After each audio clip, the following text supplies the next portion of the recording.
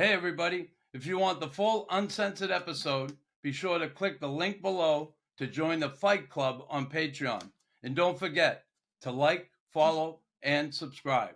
Night before practice. Well, when he came on the Wolves, Nux, he like our locker room. You remember that? Like one day we just came to practice, and there's guys in there like knocking a wall down. We're like, "What are you guys doing?" They're like, "Oh, Chelly spent $5,000 and he put a sauna and a bike in the locker room." It was nuts. That'll be a suspension. That'll be a fine. Nyland's going ballistic. He's a freaking madman. I'm Chris Nyland, and this is the Raw Knuckles Podcast. Zimmer, awesome to have you, buddy. I know you play with Tim, and I know you play with Chelly at one time in your life. What the hell was that like? God, at the time, I don't think you realize it with Chris. But I mean, the guy's a living legend, and the reason he's that way is because he's conducted himself in such a manner his whole life and his whole career with such work ethic and principle. I think is a big part of his personality, and he does the right thing, and that's what's I think so legendary about him. You see when he had his jersey retirement, the people that showed up and the outpouring from the community itself was truthfully beyond what I thought it would even be at this point. You guys are legends kind of in their own time, but a guy like Chris, he's transcended it over time, and there's just I couldn't believe the amount of people that were supporting him and they're there to to celebrate the career that he had. Now, what about Tim? I said Tim, yeah, Chris. First Filipino to play in the NHL. We can just leave it at that. It's funny. Tim, I'd known him for a long time, kind of prior to when we played together, and everybody I knew said he's such a great guy. So when I got playing there, he was one of the first guys that I actually kind of gravitated towards too. I knew he's from Chicago, and he had such a great reputation as a teammate, and you could see even at that time, he hadn't really played in the NHL yet, but he had all the tools and he had everything that it takes to play at that level, and prove that, I think, out of the Chicago Wolves organization. Thanks for coming on, Simmer. That was we can end it with that. No, I appreciate that, Simmer. I feel the same. The thing about Chelly is he's probably the same teammate as he wasn't. You know what I mean? Was he the same guy in Chicago Wolves as he wasn't? Yeah. That's what made him awesome. And I mean, everyone I know that played with him, had. I mean, there's probably someone out there that hates him. He's made some enemies over the years, too. Noxie, you played with him. You know the young Chelly yourself. So, do I ever? So I mean, I'll never forget first time REID Simmer. I met him. He had just come in from Sarajevo. Okay, it was after the Olympics, 1984, and he come walking around the corner from the hotel that we stayed at back in the day, and he had this little short ski jacket on with a T-shirt underneath. It was freezing out. Pair of jeans. He had the jacket was open. I don't even know why he was wearing it. And he had no socks on and sneakers. And he come walking through the snow and, hey, how you doing? We got talking. And we're fast friends. I absolutely love Chelly as a teammate. And all you said about him certainly is true. And I saw him in the younger years too. And from the get-go, the work ethic was always there. No question about that. But those younger years, the fun years we had in Montreal were incredible. Well, and when you're winning too, it's can you imagine Montreal when your team's on top and you've got some of the legends that were still there back when everybody knows about, and it just that whole time when you guys winning that cup and being a part of that, it's quite a way to go through the beginning of your guys' careers, or not even the beginning, but early in your guys' careers. You guys You know, you put it, you get that cup, and it's like, I think a big part of like that, when winning like that, you know, it sets you up for your career. It's kind of like, you know, when you coached me in Jersey, the group that we had there, Nux, they had won the cup, and you know, you'd gone through it once, and you realize like, hey, this is attainable every year. And I think that's what part of that. You think it is. And then, but at least I think you play that way a little bit too. You know, you play with that, knowing what it takes to win, and it keeps the group hungry, I think, over the years. You know, people might say, oh, you've never had a cup. You're so hungry for it. But once you've had it, that hunger, you never forget that either. So I'd rather win one early, because, you know, not everyone gets a chance to win one. It's really hard. I always tell the story, Sima. Like, if I get drafted 78, right?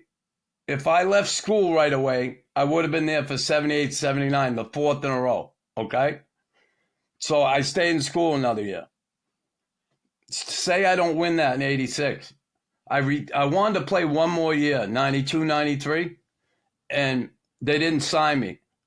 They won the cup 92, 93. Imagine if I had them on both ends, I'd have been like pulling my hair out. I know. Anyway, exactly believe me, I'm grateful for that.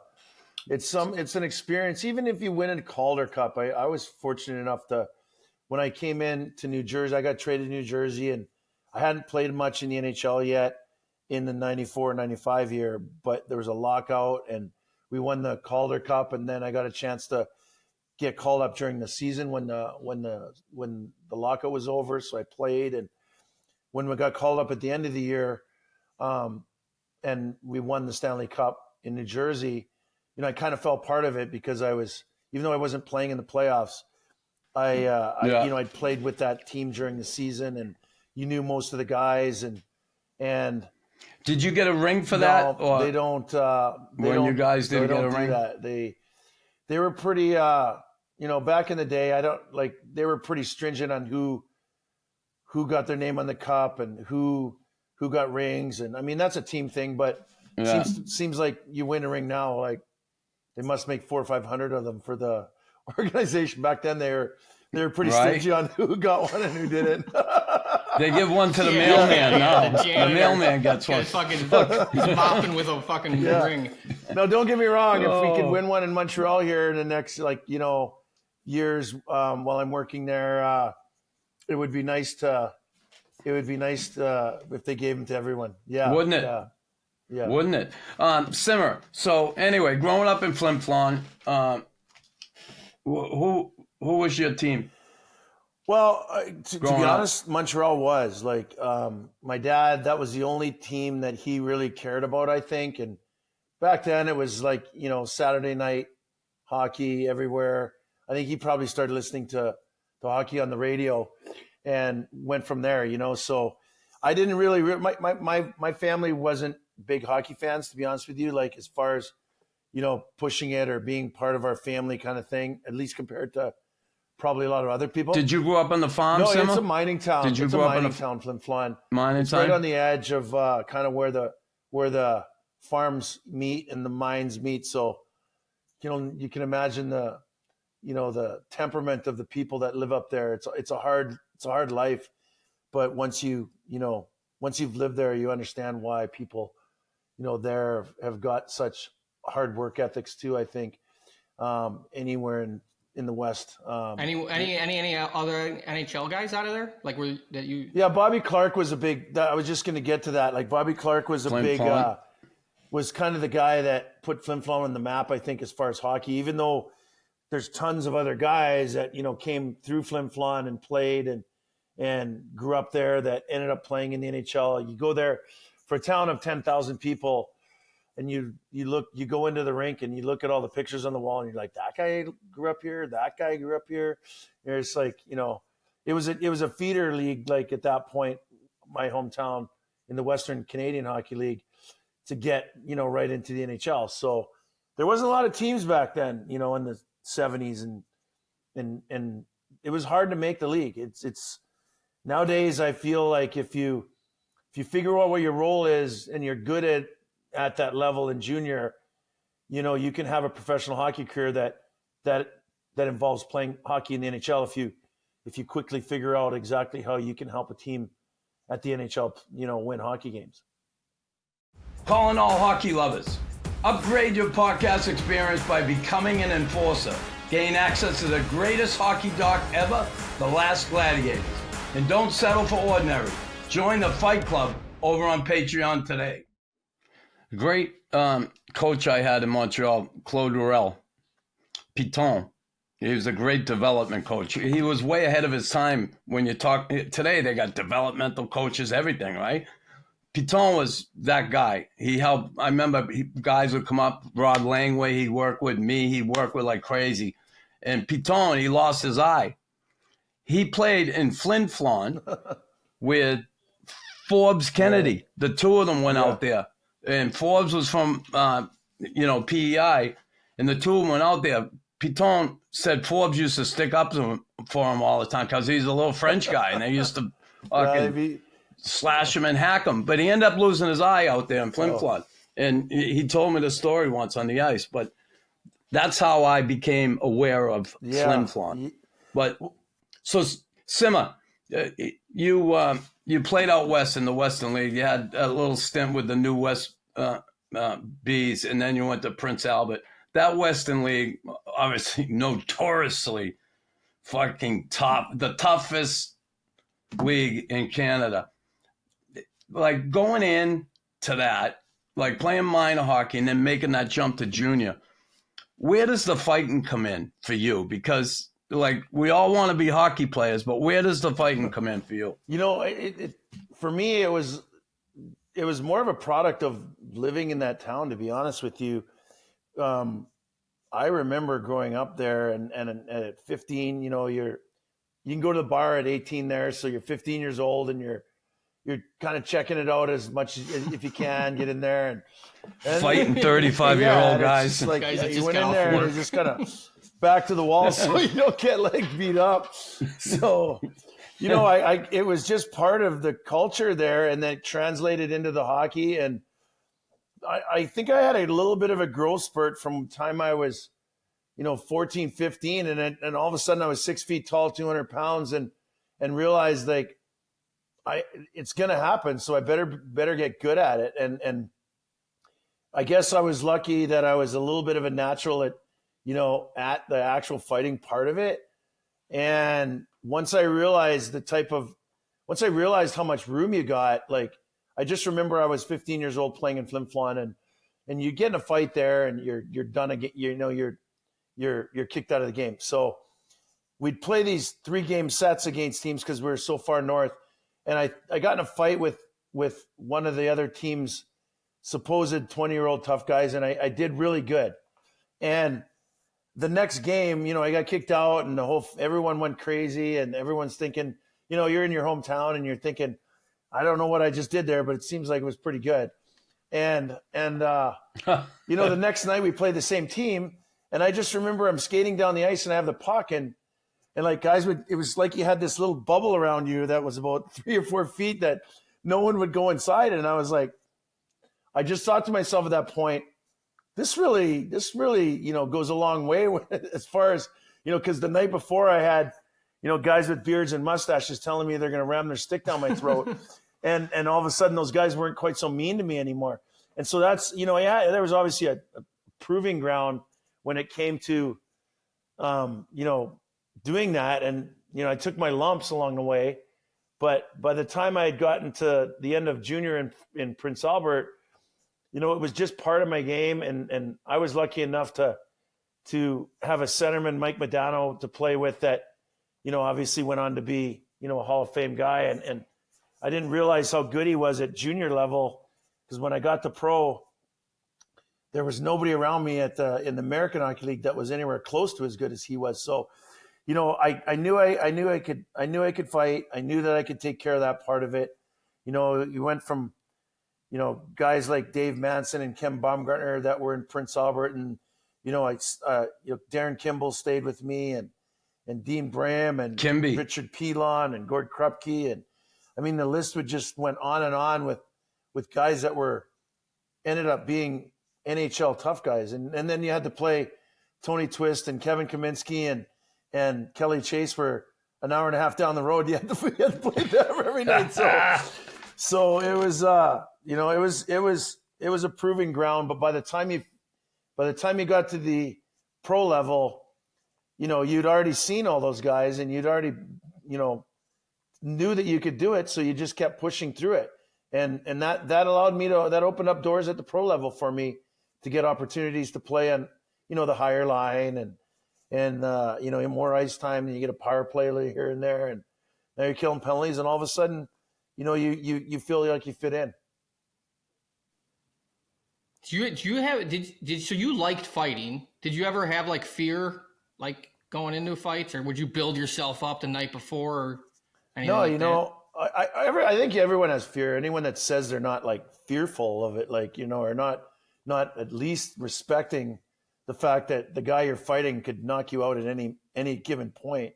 But I wasn't one of those guys that like stayed up at night thinking about it. I got my 3 hours nap in the afternoon. And I think there was a crossover probably at junior level where I was like, just accepted that that's what I was going to do. And then you sort of start to take on that persona as like, when you put your skates on, that's how you're going to act. And then when I think the guys that thought about it too much were the guys that would suffer, because, if you're thinking about it 24 hours a day, you could be thinking about it, you got to fight this guy next night, the lineups, and the guys that are coming into town. And if you think about it much more than fucking get a house, I think you would.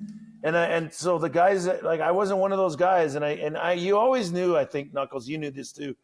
You always knew the guys that were like, they were tough guys and they were big, but they didn't want to do it as much as some other guys. And you knew which guys those were. It doesn't mean they weren't, didn't have the capabilities, but you knew the guys that were in it that were like, Jesus, this guy's never going to stop. He's never going to stop until he wins. And I tried to put myself in that category, There you go. And you were. And it's funny, like you said that, and I've always said that any interview I had, they asked me about what was it like the night before, the day. I slept like a baby the night before.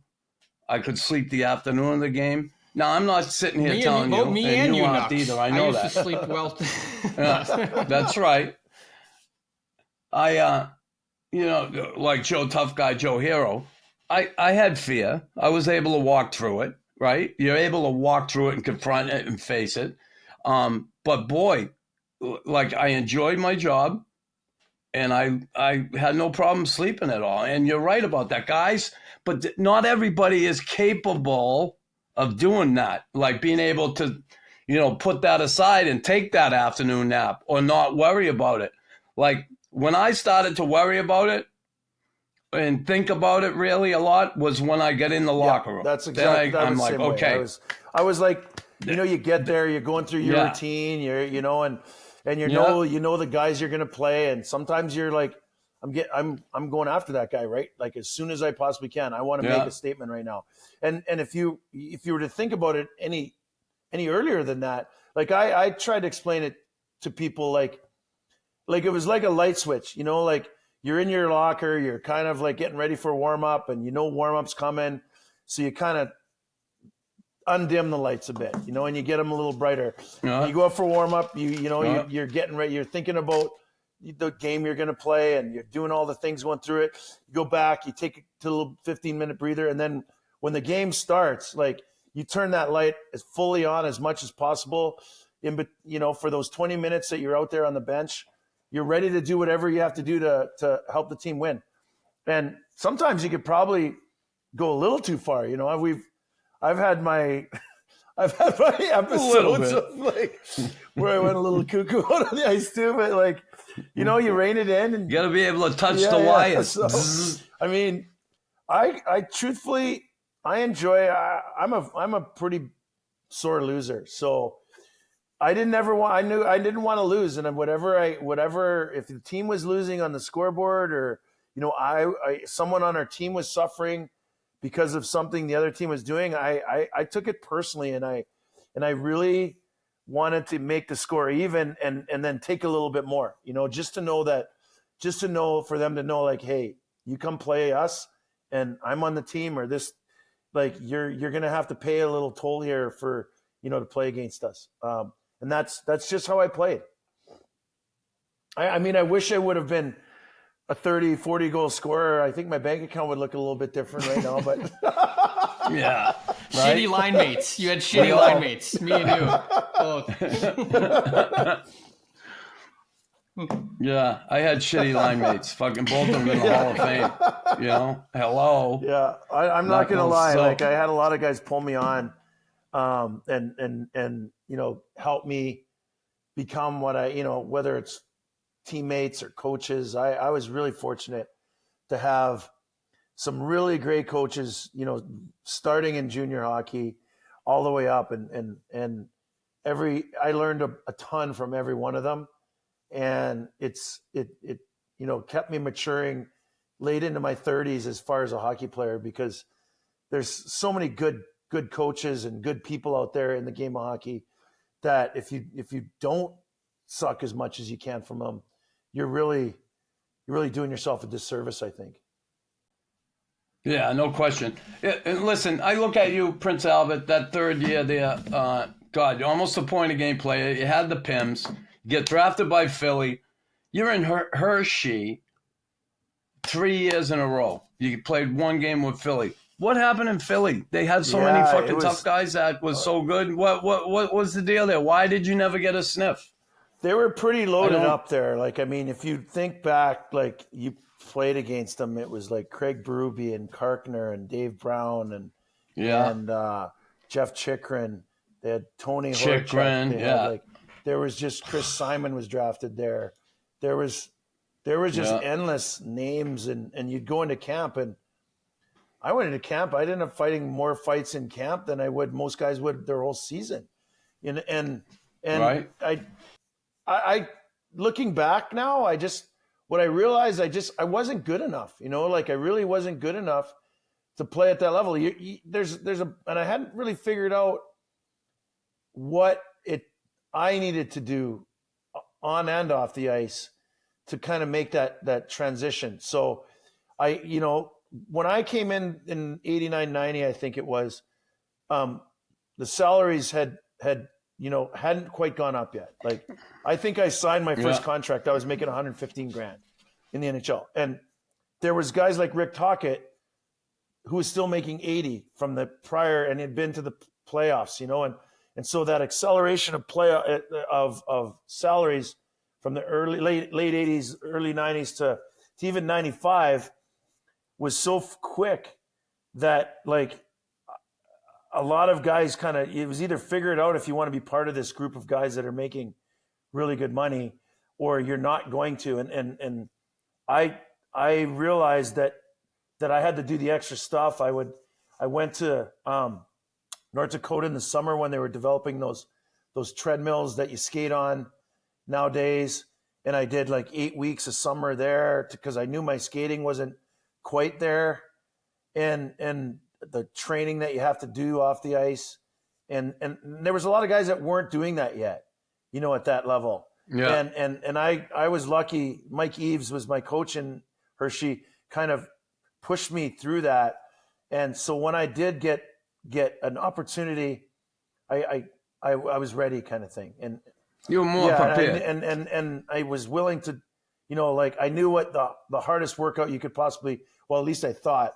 And so you go to camp and you're in the best shape of anybody else, and you start to prove to the higher ups, I guess you could say, that you belong there, kind of thing. But if I didn't do all those things, you'd just be another guy that went through the system at the pro level, and everyone says, oh, that guy could have made it or not. And I wanted to just hang in there, and just whatever I could do to play in the NHL, I would do that. And part of that was the fighting part, like I was willing to go into New York and fight Joey Kosher and Darren Langdon and whoever else had to, and then go the next night, go to Philly and fight, whoever they had there, kind of thing. And Well, that start you had in Hershey, and again, Hershey's an awesome. If you're going to be in the American Hockey League, Hershey's an awesome franchise, right? Great crowds, great. Yeah, they're in the finals again. Great they're history in the finals right now. they're Great history there. So, the fighting part, you get out of there, you go to Mini for a bit, then you end up in Jersey. Bobby Clark again. And I got to ask Clark you. in again. So, like he went to Minnesota and signed me there. So, part of that is having friends in certain places. You know what I mean? Guys that trust you and guys that believe in you. And going back to what I said earlier, I'm lucky that I had those people, that believed and trusted in me, Go ahead. Sorry. You were talking about Jersey. I was I was just on the phone this morning with one of my former coaches and one of your former coaches. I had a great chat with him. I absolutely love him. He's my all-time favorite coach on this earth, Jacques Lemaire. Don Lever. Tim and I had him on. That was our coach in the Wolves. What's that, Don Tim? Lever, our coach in the Wolves. That's what he's about to say. Yeah. Anyways, go ahead. Now, we had Jacques on here. Honest to God, we had so much fun, right, Tim, awesome. with him? We couldn't get him off. It was like he was on for. He never does this stuff, right? We had him on for like 2 hours and 45 minutes. I had to tell him, Jacques, I gotta go have fucking dinner. All right, see you later, please. But Jacques Lemaire came to me when I played, and he used to say these things to me. He said, you can play hockey, and you're going to be a better player, but you have to do something. And I'm like, okay. And he would work on stuff with me, Reed, that it was incredible. He took an interest in me. He said, you fight too much. Slow down with the fighting. You get lots of room. You can play hockey. He took an interest in me. And I always say this. I feel so fortunate to have played here in Montreal, where I came in at a time where some teams, I believe, if I went different teams, people have been happy with me just fighting. And here they wanted me to be a hockey player. They wanted more from me, not just the fighting, which was unbelievable. I couldn't believe it. So that's why I feel so indebted to this organization. But that being said, because I saw you when you come in with Albany, and I absolutely loved you. And I was in a difficult situation there. That team won the cup before. I took Larry's place. I fought Dano and fucking slapped John McClain in the head a couple times, and they fucking hated me. So I think that's Scotty Stevens, same thing. Scotty around the league. Scotty hated me, and that's fine. But so I only lasted that year. But I loved being there that year, and just being part of that and seeing how Lemaire was behind the bench with him. Now, you personally, what was your experience with that coach, and what do you think of him as a coach? Honestly, he's top of the ranks for me. Him, and again, it goes back to like what I said earlier. He did the same thing with me and that you did, and I remember in New Jersey we'd do these little drills, and he was like, all right, do these little skates. I'm going to shoot pucks into your skates and da-da-da-da. I remember the first time he did it, I was like, I can't believe Jacques Lemaire is actually working with me one-on-one. But it was like one of those things that like that it made you want to be better. Like he took the time. He's a brilliant, I don't think there's many coaches that you can put in his category ever that had the feeling of the game and was able to kind of rotate guys in and out and get the right guys on the ice at the right times than him. The pulse of his team too, even as a right? player, like I knew I didn't even have to turn around, and I'm a guy playing 6 to 8 minutes a night, right? But I knew exactly after a while when I was going to get tapped to go out, and I knew exactly why. I knew exactly what he wanted me to do. His practices were impeccable. Like you knew, like everything was kind of game orientated. There was a reason that you were doing the drill, and it all translated into stuff that you were going to have to do when you played the game. So I caught on really early, and I was so amazed with with him, with that part of it, like of him being able to control everything and not, he didn't have to say much either. Like he was probably one of the quieter coaches that I had, but it was just something that like when he made the right, as a player, I knew, I was like, you want to go on more often here and there. But even when he sat me, I was like, I know why I'm getting sat right now. I know exactly what he's trying to do. There's very few coaches that have that. Some have a little bit of this, somehow have a little bit of that. I think Joel Quenneville is probably the only other guy that I could say had that, what I experienced Jacques had. And partly why those two are probably, in my mind, the best coaches I've ever had. And that's not saying that the guys that probably weren't quite as elite as them weren't unbelievable coaches too. Yeah. You're not Yeah, shitting no, on not the at other all. guys. I mean, I get Robbie it. But Ftork was, you have your faith. You learn from all your Yes. coaches. I remember every coach I ever had. Every coach from Pee Wee all the way up. I remember every coach I had. But You scored certainly, your first NHL goal. some are better than others. You remember that? How'd that go?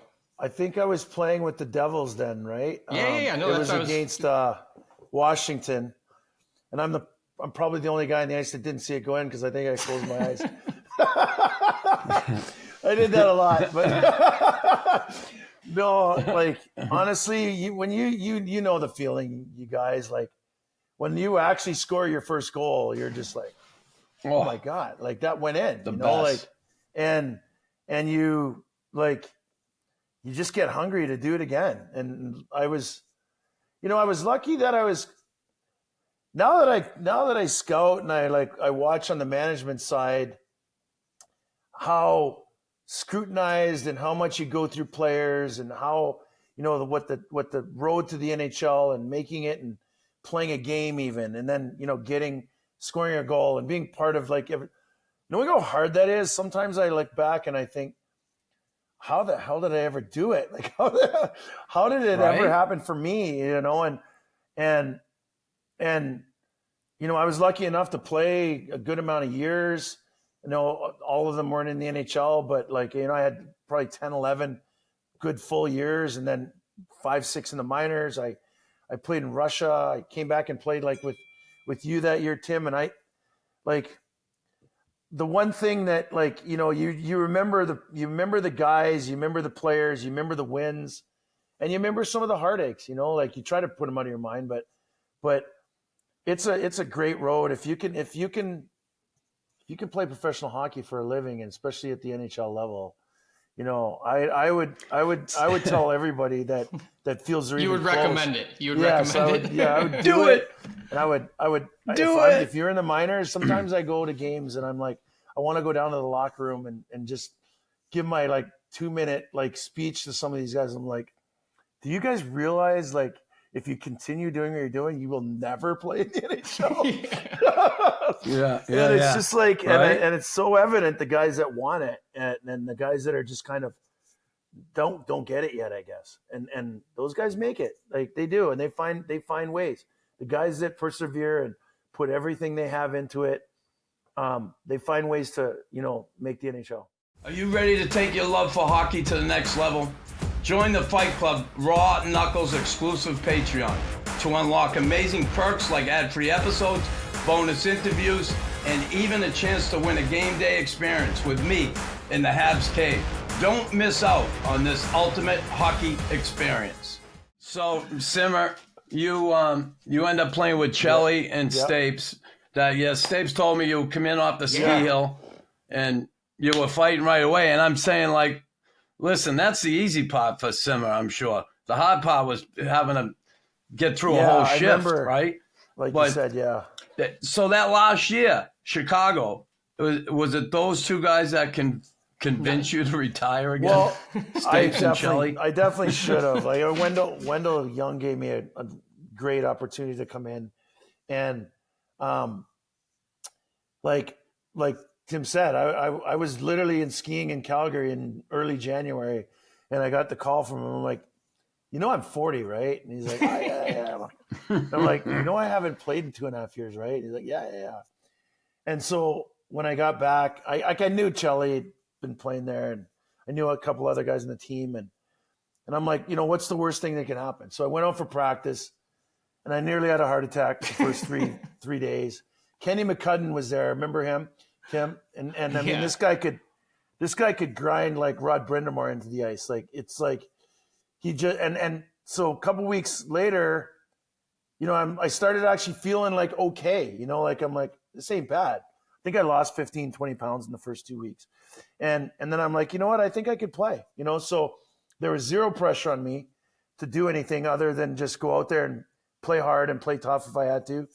And we had a good team, and we had a great group of guys, and we almost won the Calder Cup. Like, it was that kind of environment that everybody was having a good time. We should have won the Calder Cup. Yeah, well, it was like we played Texas Nucks, and they sent down Jamie Benn got sent down. He played 81 NHL games, and they sent them down. Yeah, right. Just walked through us, It was, and it was for me. Like I said, it was a really. That was like the send off, like you couldn't put an exclamation point at the end of a career, like at 40 years old, like finishing that and yeah, it's where you were living too. Yeah, that's the other thing too. It's like 20-minute drive down the road, so I didn't. Nothing changed. And you weren't the oldest guy in the team, right? Chelly was Chelly was fucking 47. So you were like a spring chicken. I always try to compare myself to Chelly when it comes to lifestyle and like not lifestyle, but like how hard you have to work into your elder age. And then I realized he's like 7 or 8 years older than me all the time. I'm like, gee, I can't believe it. He's an animal when it comes to working out, right? He's an animal. Like I said, again, it's a mindset. He was probably up at 8 this morning, biking somewhere. Like, hey, I couldn't believe it. When everybody knows the story of him in the sauna, but he used to come in the old Montreal Forum. He'd take that goddamn bike, roll it into the sauna, and get on that thing after practice and pedal. And people would come in and go, "What the fuck you doing?" He said, "I'm working out. Relax. You get stay on that bike." He'd be on that bike a half hour in that sauna. I will go in the sauna and sit there with a towel wrapped around me for fucking 5 minutes. Yeah, and it's like get too me hot. Out of here. It's like get too hot to talk. I remember it's so hot. It's like I don't want to talk right now. It's too hot. The year I got traded to the Hawks, we did that. We lost the game. It was Christmas. We lost the game, and he's like, "Let's go in the sauna." So I'm like, too hot to talk. We were riding bikes in the sauna after this game. We were supposed to have a Christmas party after the next day, and it was just come in, do a stretch. But Dirk Graham made us go on the ice, and I had done the bike sauna thing with them after the game the night before and forgot to drink any water or do anything like that. And I'm going to say about 15, 20 minutes into this practice Dirk was putting us through, I started cramping up. So like my hamstring would cramp, right? And and it would kind of catch when you'd go around the corners. I'm like, that feels really weird. Like, and then you'd bend your leg and then your quad would. So he literally made us skate. I mean, I would have stopped if I could, but I was straight-legged trying to do these drills, and half the team was pushing me around the ice. And it might have been the funniest thing that I've ever seen, like anyone do rather than myself. And that was all because he conned me into doing the bike at 10:30 at night, the night before practice. Well, when he came on the Wolves Nucks, he like our locker room. You remember that? Like one day we just came to practice and there's guys in there like knocking a wall down. We're like, "What are you guys doing?" They're like, "Oh, Chelly spent $5,000 and he put a sauna and a bike in the locker room." It's nuts. No, he's been a great friend, and he's been a mentor in a lot of ways for me as a player and a human being even. So I'm really fortunate to have great friends like him. And Chicago is a great city for that. Tim, you know that too, eh? Like the guys that are, involved in hockey that have stuck around here that you get out. We just had an alumni game against the Chicago PD and had a bunch of guys come out, and Chicago's a great city when it comes to being an alumni and the stuff that they do and the way that, you get kind of integrated into the Blackhawks organization. Some of those old, again, original six certainly got great alumni, right? And then some of the, like St. Louis has an awesome really, alumni, really, right? They got an incredible alumni. The Habs Yep. going, the Bruins, Chicago, Detroit. all those, Yeah. Philly. It's awesome that they Yeah. do it, you know. It really awesome that you're able to connect with guys you played with over the years. It's pretty and cool. I think like I know in the last 10 years, or at least since Glenn Healy has kind of taken over, there's been a real push to kind of, to look back at the the former players and say, how can we help each other, a little bit more, because there was a time when you left the league and there was not a lot of support, from You're on your own. You're on your own. You're not, later. you have a hard time even getting, a phone call back from the NHLPA, who you were just part of, a month prior to that. And so, Yeah. they're doing a really great job of kind of bridging that gap. And that's part of it. I got to be honest with you, why I moved back to Chicago is because I knew a lot of the guys like the Grant Mulveys and the Cliff Corals and Troy Murray, was closer to my age at the time. And guys were kind of retiring that were part of the, even guys like Reggie Kerr and guys that played in the 70s and 80s that were really involved in the community. And what I saw was a bunch of guys that played that didn't even make that much money playing hockey, that were living fabulous lives after hockey. And they made that switch. And it was part of the reason I chose to move to Chicago, was because there were such great guys involved in the alumni here. And each chapter at the time, there wasn't as many, and each chapter was kind of up to them to kind of do what they had to do. But it's consolidated now at the NHL level, so that if anybody has any problem or anything, you're a phone call away, whether or not it's financial help, whether or not it's medical help, whether or not it's any of those things that, you're going to deal with potentially at an older age. And they've done a really good job of that. And I think it's only getting better. Glenn Healy has. They've really done a good job with the alumni. It's come a long way. Get closer to the action in the Fight Club with the Raw Knuckles podcast over on Patreon. Whether you're an instigator, enforcer, or aiming for the Hall of Fame, there's something for everyone waiting for you. Don't miss your chance to be part of the ultimate hockey community. We did a good job of it. I think Mark did a really great job of building Montreal. I people kind of say that team that went to the finals, 3 years ago, it was a little fluky kind of, but I don't think it was any flukier than the Florida Panthers getting in on the last day of the thing and making it to the finals either. We'd built that team pretty methodically to that point to get to where we thought, hey, we have a team that can potentially, you're in the playoffs, you can potentially win a round or two. You have the right guys in the right spots. And we definitely did at that point.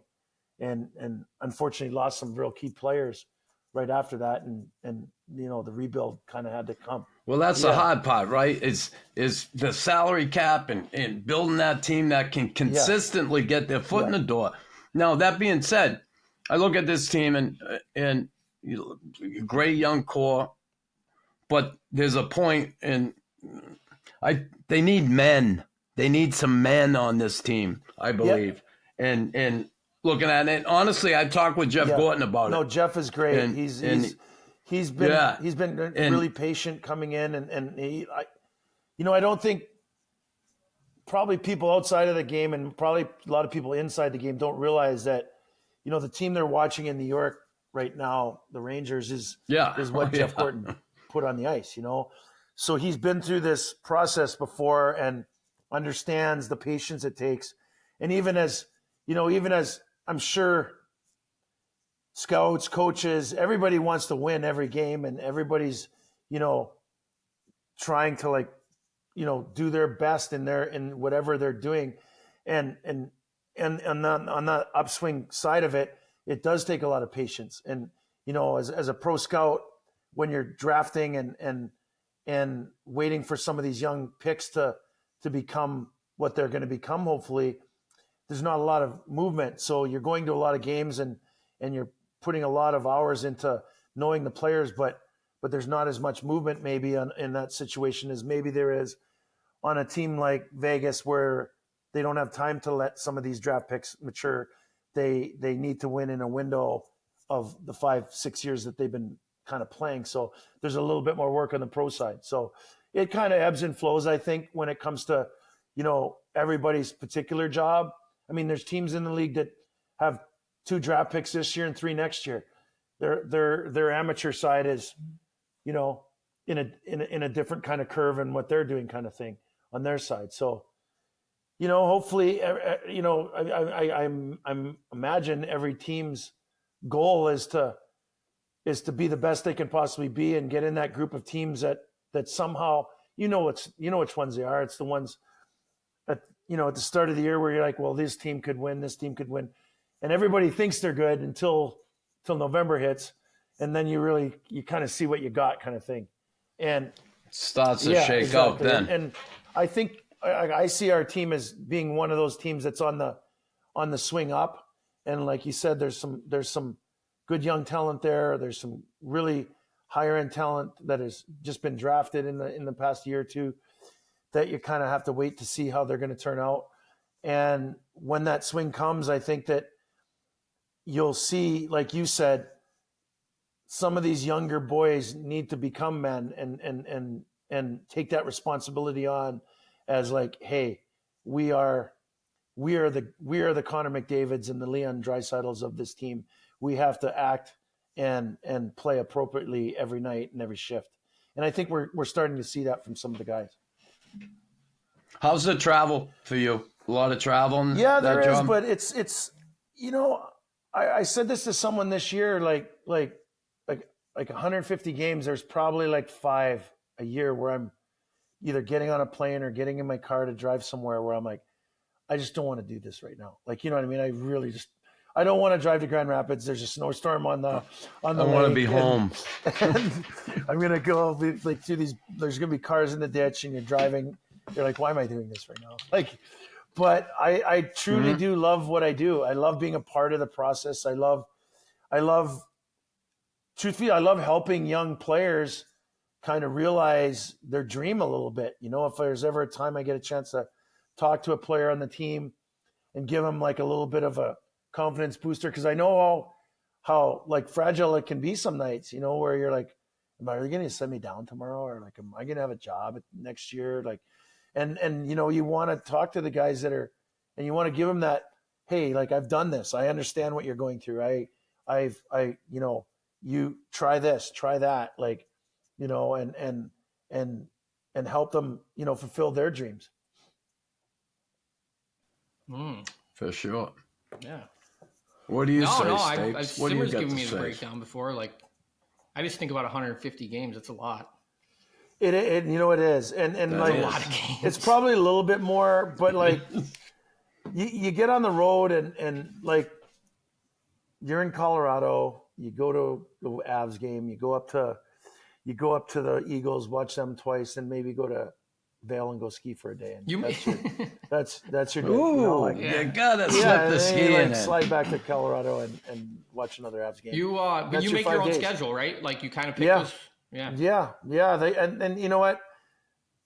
There's times where like they say, hey, we need more information on certain players that, maybe they are anticipating a trade for. Have interest but in once someone. you get it down yourself personally, the players you need to know right away. You go to the camps at the beginning of the year for the rookie camps, and you start to see the players that are, going to be relevant players at the NHL level in a year or two. And you start to kind of just, you start to make a book on the players once they turn pro, and you're like, is this guy going to be a player that's going to help an NHL team win? And is he a player that fits into our, the structure that we're trying to build and what we're trying to make our team into?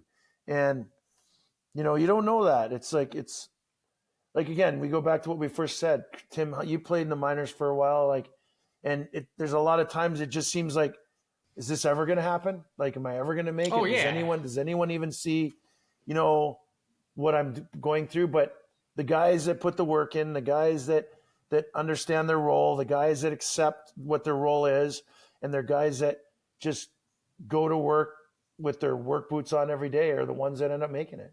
How often do you find out about the character of a player? Like, how is he around the team in the locker room? I mean, do you dig into that? Yeah, I try. I mean, I like, actually, like, you can watch body language. Like, a guy scores a goal and his teammates are like celebrating over there, and this guy's like, he's like running by the bench, and no one really, like, you can tell, like, guys that are, and there's not many. I mean, there's not many. I say, like, if a guy's just a guy and he comes in the room, doesn't say a word to anyone, my guys, I mean, oh, that guy's not, like, I don't really know much about him, but he's not a bad guy. You know what I mean? Like, as long as you're not a bad guy, then, guys will accept you. But there's guys, and you hear about them all the time. Like, they go through the first 7 or 8 years of their career, like, wondering why, like, they're getting traded and moved around, and why, like, they have this kind of, what people think of them. Well, it's because they're their own worst enemies. Like, you've played with guys like that before, that they don't. As long as you're not a Billy Tibbetts. Billy Tibbetts probably made an enemy everywhere. Simmer and I weren't everywhere. gonna name drop somebody. We were just gonna leave. Okay. We were gonna let those do it. No. Yeah. But you're right. Yeah. Obviously, he was publicly, like, not a. Yeah. Obviously, he had some issues, but. Don't worry, Timmy. Ain't gonna come I'm in and get witness you. protection Billy with Tibbetts. Simmer. Yeah. So yeah. You can't talk won't about find something. me. So, Simmer, draft coming up. You're looking forward to going to draft in Vegas, right at the Sphere? That should be awesome, right? What an they're experience. Taking I think it's the last year they're taking just the amateur guys. We'll be ready on the phone. Like, the way it works, okay. Like, I mean, everyone has their meetings and everyone kind of puts up their ideas of what we're doing, and Kent goes out there and executes the rest. And so, like, if we're going to make a trade or we're going to do anything at the draft, it'll, I think they probably already got the idea of who those, unless something comes up at the last minute. We've had. Do you think they hang on to number 5? I honestly, anything can happen, like, no, maybe it's not good for me to ask you that. Anything can happen. Probably. I think like you look at where we are with our the guys we have in the minors, and obviously if there's an impact player that they feel they can get it at number 5, I'm sure they're going to try to do that, and I'm sure that everybody wants to see us winning as sooner than later, so whatever they can do to kind of stick with the plan and still get the best player possible at the draft would be what I'm imagining that those decisions would be made, and yeah, it's going to be interesting. I'm dying to see what they do this year. I don't watch enough of the amateur side to really give anybody any type of, strong opinion on that. So that's why they have those guys in our organization that I mean, talk about 150 games. I think some of those amateur guys go to probably 250 games. They're watching, and they're all over the world too. Right. So, they have a much busier schedule than we do as far as where they have to go and the time they have to put in. Right. You got a lot of junior games, right? And you're overseas all the time, and you're like, I'm sure that they got it, the same system kind of once you get the system down and you know what you have to do at certain points of the year, you just get into that kind of mode and you just do it, and I think our group has done really well, with the drafting that they've done so far in the last few years. It's one of those things you don't really know. They don't really know how good a job they're going to have done until, 3 or 4 years down the road after you draft a player, and then you kind of find out, Yeah. I mean, Slav has been, I think he came in with a lot of expectations because he looks like a man. He looks like a man. Just to see his body and like the way he plays. But there's a learning curve, and I think people saw that right around, before Christmas time last year, his curve really sped up, and and really sped up. became, the player that you're going to hopefully see for the next 10, 15 years with our organization. And you can't make what that kid is. You know what I mean? You can't. No. He's a man child, and he's hopefully going to be one of the Cam Neely of this generation. Yeah, and he's got the perfect. This kid has the perfect demeanor for this city 100%. too. He can handle it. Exactly. Right? Been away from home. He went like he was living on his own at 14 over in Finland. Yeah. Hello, like what kid does that? I think that there's some real hopeful expectations on him becoming what he is, and the rest of the team, like I said, is starting to kind of get that. I think what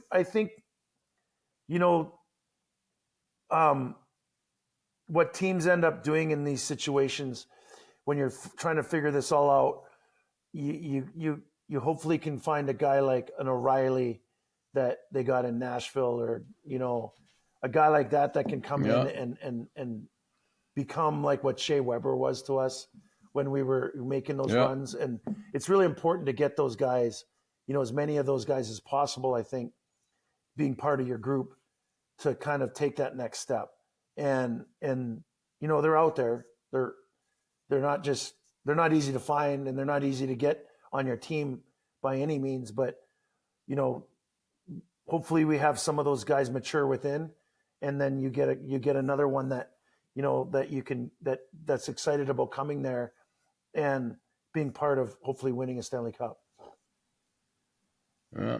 Well, hopefully we see that here soon. I know the fans have been really patient, I think, as far as supporting. Have they ever? And kind of understanding what the team's going through, and hopefully, like I said, you take that next step, and you can reward them with the winning culture that everybody wants to see. Tim, I'm listening. Are you working out, or is that just your kid's t-shirt? It's an extra medium. Extra medium. It's one of those. You get those. It's one of those ones. I was waiing for someone to comment. Geez. I like it, Tim. Yeah. I think. I'm going to have to find out where you got that. I'll send you one. Yeah. I'll drive down there this week. I'm going to be out in New Buffalo. Let me know. We're going to be out there playing some pickleball over at Victor's house. Oh, are you on the lake there? Yeah. Are you coming on Shelly's boat? There's been one trip there so far. I did not make it though. So, I think there'll be multiples. So get ready. I know you're usually on the golf. You're usually on the golf course. Tim's on the golf course. Knox, have you been here? His setup over there is unreal. Like I haven't. I haven't been invited. You got to come down here. Yeah. It's like an hour and 15-minute drive right from downtown Chicago. Yeah. Or Shelly will come scoop you up on his fucking 3-hour boat ride. We'll head over there. It's great. I'd love to. You got to get down here for the Formula One.